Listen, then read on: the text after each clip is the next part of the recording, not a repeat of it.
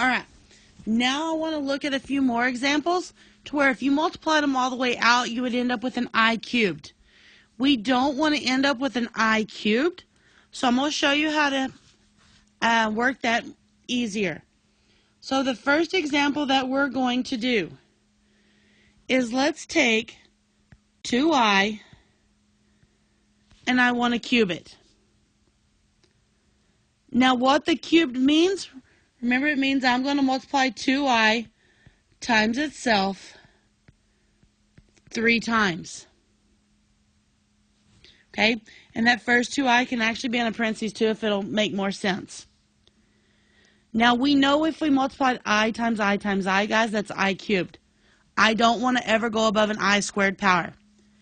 So what I'm going to tell you to do is I'm going to tell you to take 2 of the terms you're multiplying and I want you to simplify those 2 terms as far as you can too. So over here to the side I'm going to write a little side note that says multiply 2 terms first and simplify completely.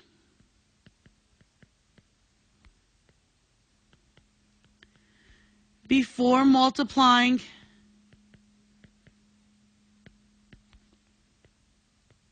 again.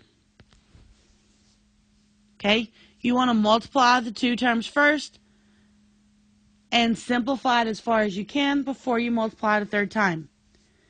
Now, when you do have this power, I'm going to always suggest that you do write it out in expanded form because people tend to make mathematical errors if they don't write it in expanded form. So I'm going to actually put another note that tells you to expand your exponents. Write it out so you can actually see it FOIL out. Okay? So, let's multiply the first 2 terms there. If I multiply 2i times 2i, well, 2i times 2i should give you 4i squared. Now, that's the part that I want to continue to simplify down. I do still have this times 2i out here, but I'm kind of ignoring it for now. Okay, I'm only working with the 4i squared. So when I simplify 4i squared down, I know I squared goes to -1. So 4 times -1 is -4.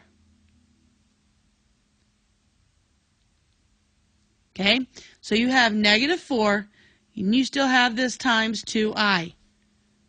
Now I can multiply -4 times the 2i. Well, -4 times 2 is -8i. Your powers and your answers should only be in terms of I or real parts. Guys, it should never have an I squared or an I cubed or anything like that. Okay? Let's look at another example. Let's go 3i times 7 minus I times 2 plus 3i.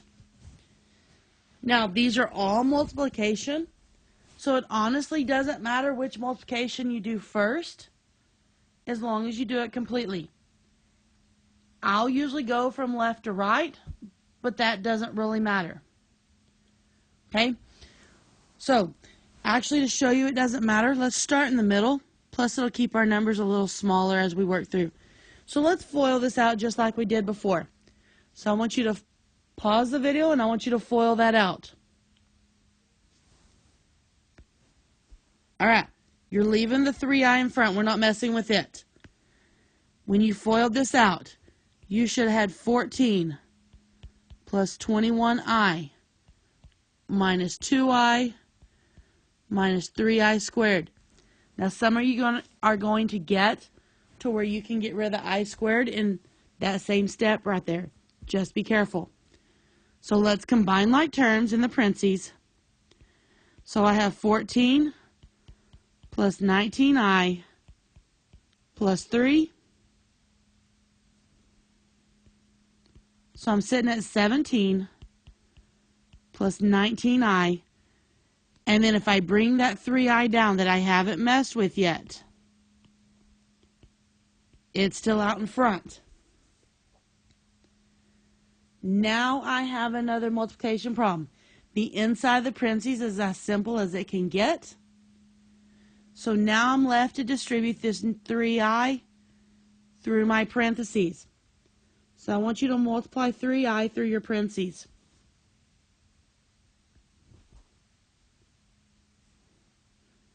All right, let's check it. 3 times 17 is 51i plus 19 times 3 is 57. Double check my math there. I squared. When you finish simplifying that, your I squared goes to -1. So that becomes a -57. I'm not in the correct order, so I need to fix it. So my answer becomes -57 plus 51i. Make sure you keep the correct signs and that your real part comes first. All right, I want you to try a couple of these examples before you start your homework.